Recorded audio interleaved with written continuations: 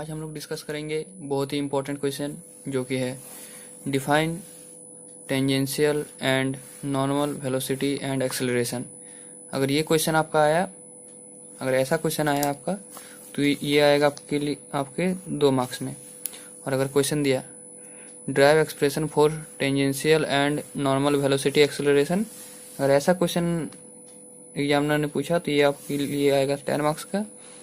और अगर क्वेश्चन आया define tangential and acceleration and fine expression for it, अगर ये क्वेश्चन ऐसे पूछा गया तो भी ये भी आएगा आपके लिए 10 मार्क्स का। तो चलिए हम लोग पहले डिफाइन कर लेते हैं। तो ये रहा हमारा topic, tangential and normal acceleration, sorry velocity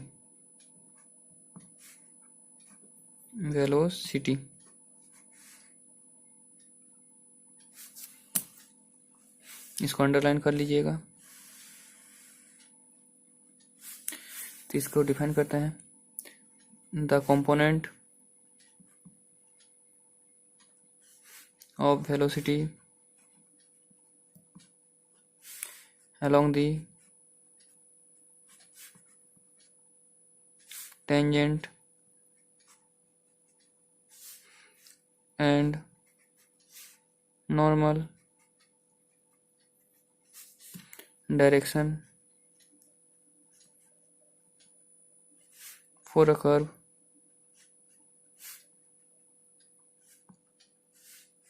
in the plane are called tangential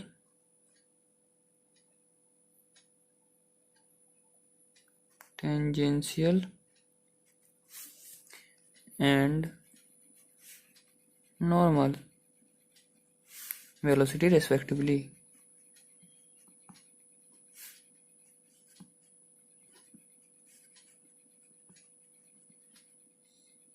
तो हमने डिफाइन कर लिया टेंजेंशियल एंड नॉर्मल वेलोसिटी।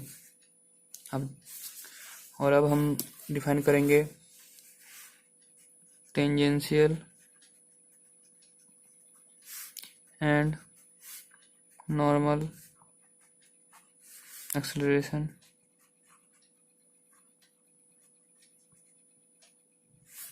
इसको भी अंडरलाइन कर लेते हैं हम लोग।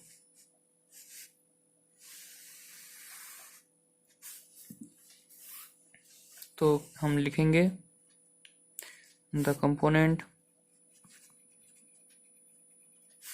Of acceleration along the tangent and normal direction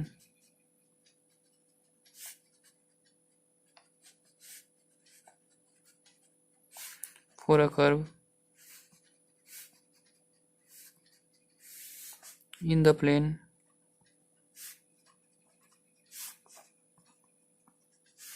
are called tangential and normal acceleration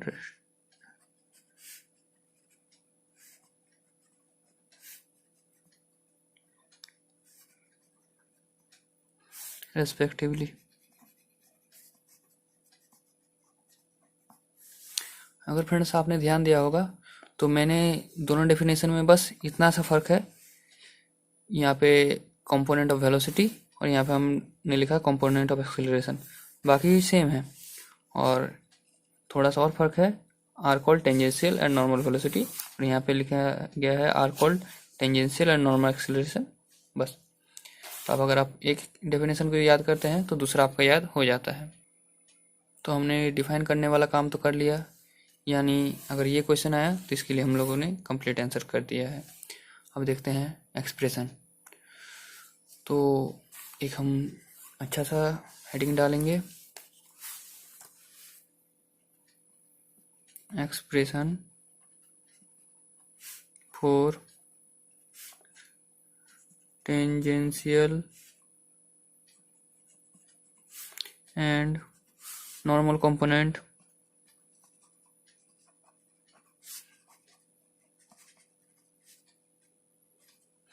components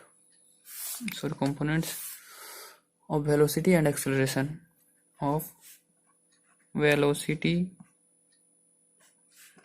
and acceleration। इसको भी अंडरलाइन कर लेंगे।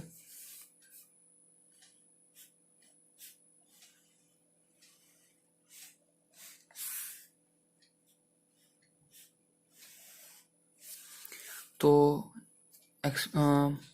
एक्सप्रेशन में हम लोग सबसे पहले डायग्राम ड्रॉ करते हैं, क्योंकि ये हमारे लिए बहुत ही हेल्पफुल होता है। तो पहले डायग्राम ड्रॉ कर लेते हैं।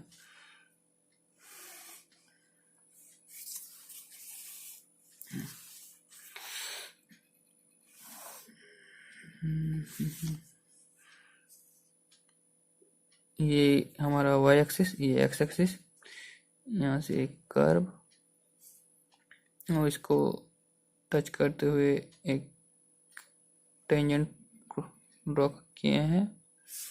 एक मिनट, ये हमारा ओरिजिन है इसलिए ओ। यहाँ से एक लाइन जाएगा हमारे इस पॉइंट पे, दूसरा जाएगा इस पॉइंट पे। थोड़ा सा इस लाइन को और बढ़ाया जाए।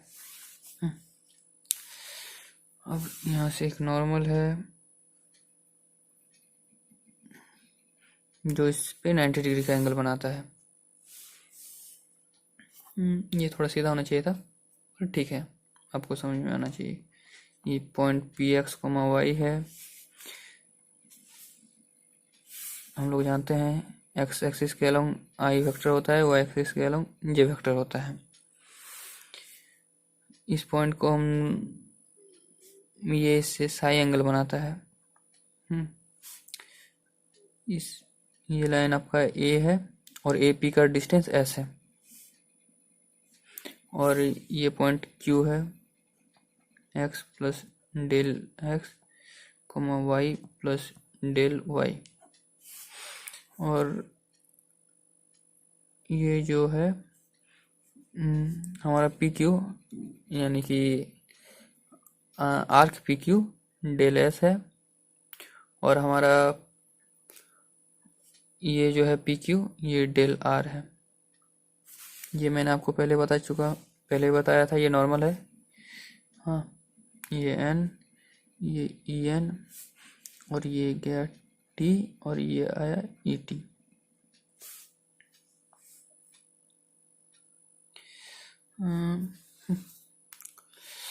और अब हम लोग लिखना शुरू करेंगे। मैंने आपको बताया कि डायग्राम हमें बहुत हेल्प करता है, तो आइए देखते हैं कैसे हेल्प करेगा। अब हमको कुछ नहीं करना, बस डायग्राम को देख के लिखना है कुछ line. Let us consider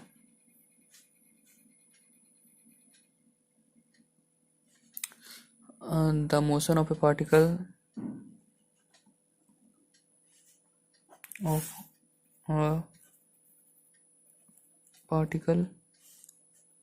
in xy plane, क्योंकि ये हमारा xy प्लेन पे है। अब हम लोग कंसीडर करेंगे let p x, y and q x plus del x, y plus del y be the position of the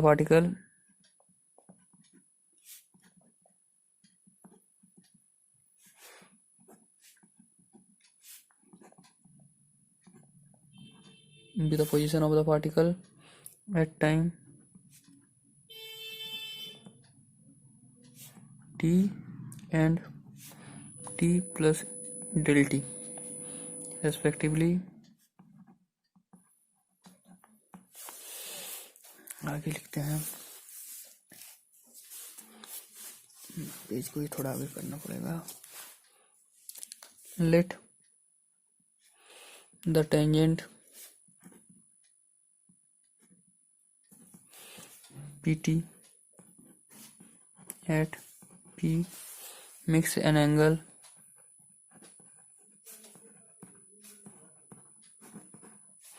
psi with the axis of x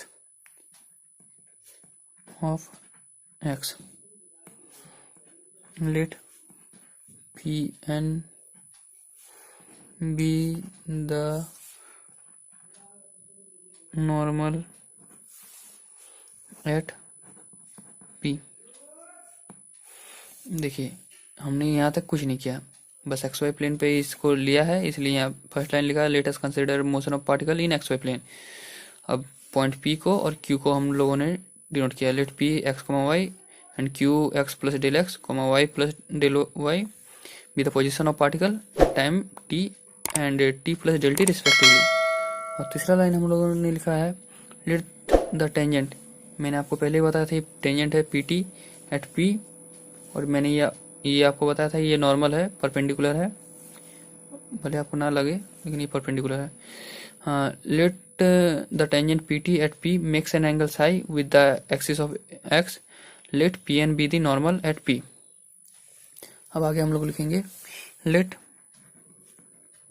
arc A P बराबर S, मैंने आपको पहले ही बताया था ए पी एस है हमारा, sorry A P S है, और एंड आर्क ए क्यू बराबर एस प्लस डेल एस, ये एस है और ये डेल एस है, इसलिए A Q S plus del S किया गया है।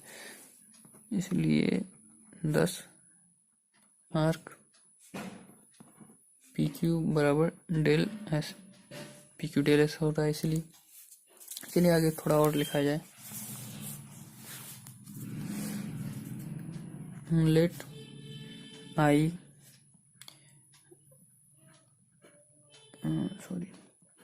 जे आई कॉमा जे है be the unit vectors along x and y axis respectively। यहाँ पे फुल स्टॉप है। Also let E T and E N be the unit vector along tangent and normal direction respectively at P। ये जो हमारा आई है ये unit vector x axis के along, और ये जे है वो यूनिट वेक्टर है वाई एक्सिस के अलोंग। ई टी हमारा यूनिट वेक्टर है टेंजेंट के लिए, और ई एन हमारे यूनिट वेक्टर है नॉर्मल के लिए।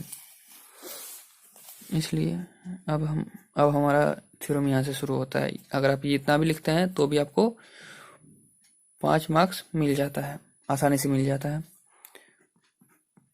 नाउ ई टी क्या है हमारा, कॉस साई आई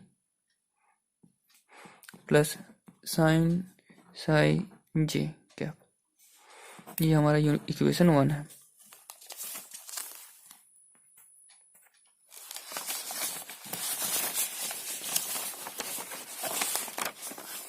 और एक मिनट, और हमारा ई टी हमने वहां पे कर दिया, एंड ई एन क्या है, बस उससे 90 डिग्री एंगल ज़्यादा है, pi by 2 plus psi I cap plus sine pi by 2 plus psi J cap. आप देख सकते हैं यहाँ पे ई एन इससे बस 90 डिग्री एंगल ज़्यादा है। और इसको हम लोग आगे सॉल्व करते हैं, तो sign psi I plus cos psi जे, इसे इक्वेशन 2 देते हैं। अगर आप सोचेंगे यहाँ पे माइनस साइन मैंने क्यों दिया है, तो उसका कारण ये है क्योंकि ये सेकंड क्वाड्रेंट में लाई करता है।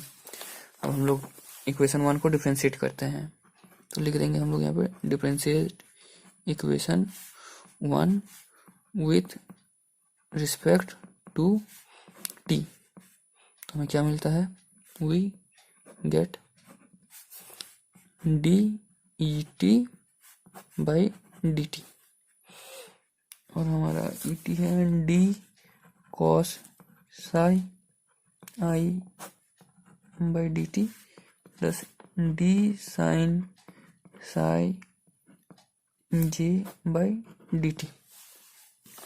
और इसको डिफ्रेंशिएट करने पे हमें मिलता है minus sign psi D psi by D T I plus cos psi D psi by D T जी का।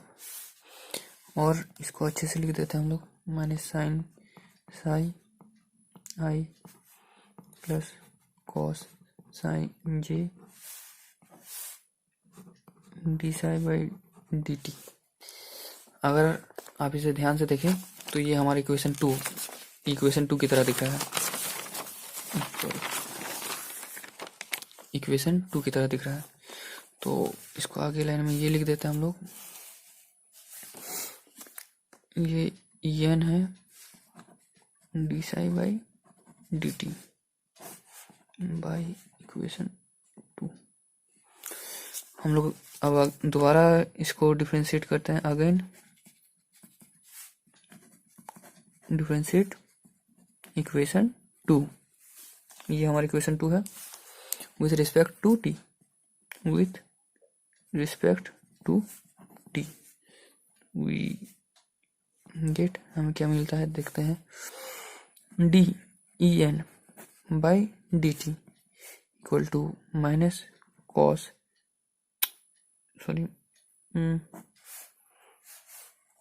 Equal to minus sign psi I minus sign psi I D psi by D T I cap plus cos Sai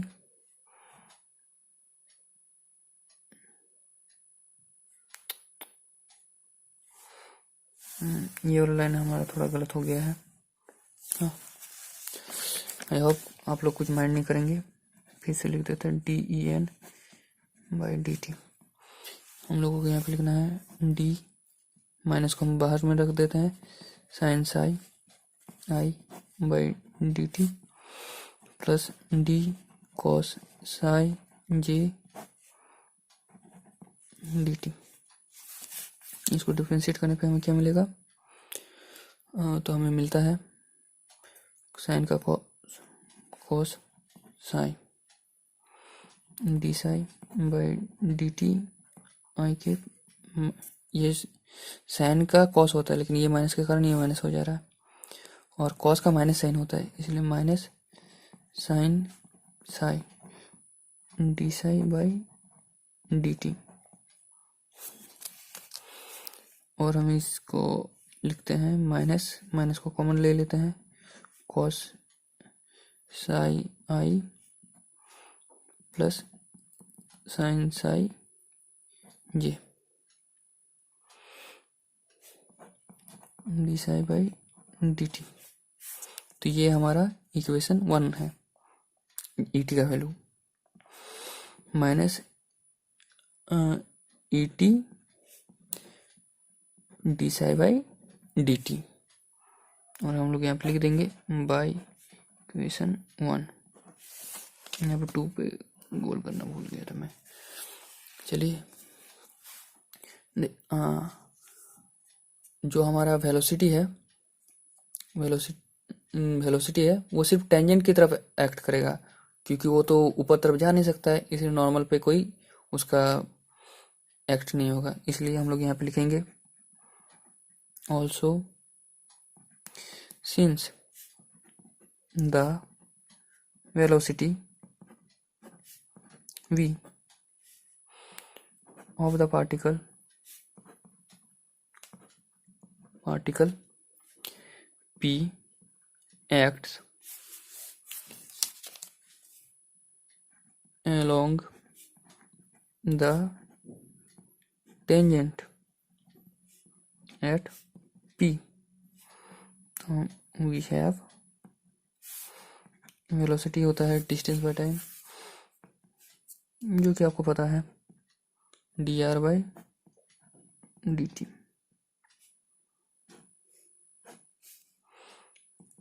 limit डालेंगे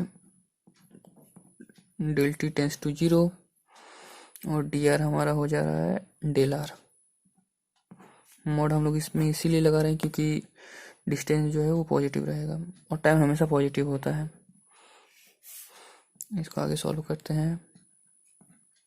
del t tends to 0 कॉड p q by del T.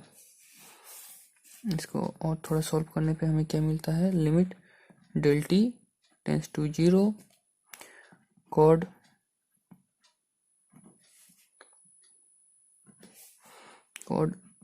P q by arc P q into arc P q by del T.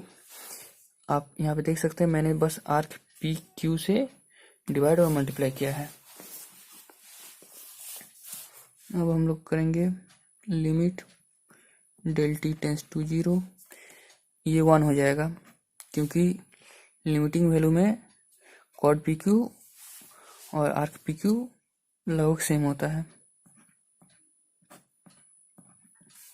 और arc P q हमारा del S है। यहाँ पे लिख देते हैं इन द लिमिटिंग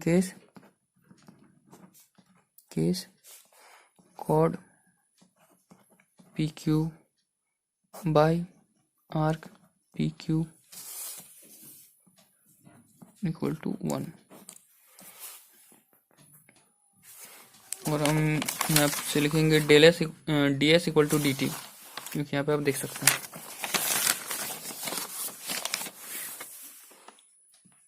बराबर d S by D T.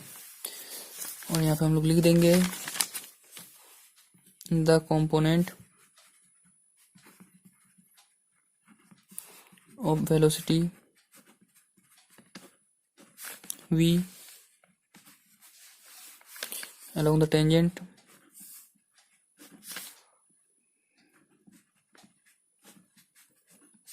is v equal to ds by dt. Also there is no velocity in the normal direction.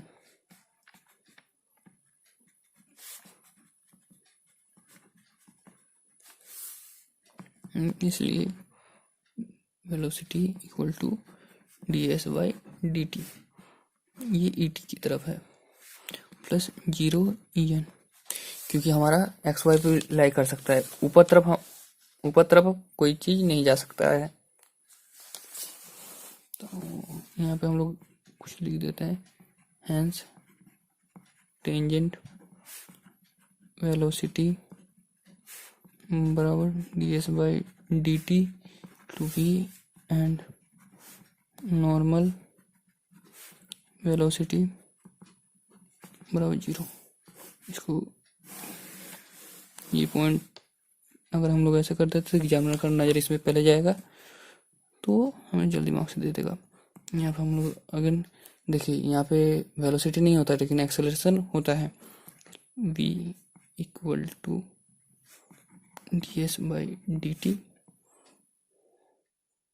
E t multiply है। Differentiate करेंगे with respect to t, we have acceleration f। यहाँ पे हम acceleration को f से denote किया जाता कर रहे हैं, तो d we by D T, और आगे करेंगे इसे d by D t to D S by D t to e t. इसको और आगे करते हैं d square S by D T square e T plus D S by D t into d E T by D t. इसको और थोड़ा करते हैं। मुझे पता है कि आप लोगों को डिफ्रेंशिएशन अच्छी तरह आता है, पर उसी का हम लोग यहाँ पे यूज कर रहे हैं।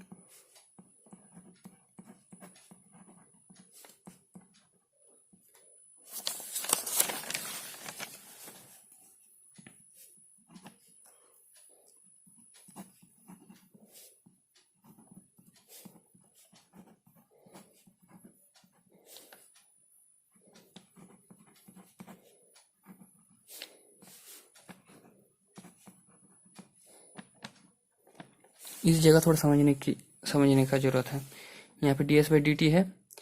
यहाँ पे हम लोगों ने क्या किया कि डी एस से मल्टीप्लाई और डिवाइड कर दिया, और यहाँ पे कुछ नहीं किया। D square S by D T square तो E T plus D S D T whole square. देखिए रो से डिनोट करते हैं D S by D psi. हम लोग यहाँ पे लिख देंगे where rho equal to D S by D Sai, जो कि है radius of curvature.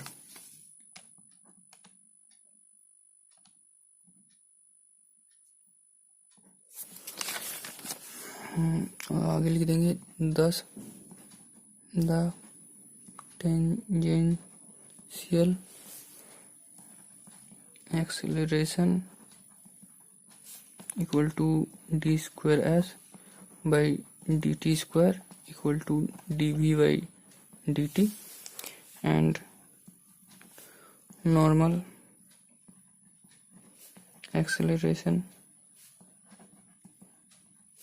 Equal to D S by D T का whole square into 1 by psi, और D S by D T equal to भी हो जाता है, तो बी स्क्वायर बाई रो।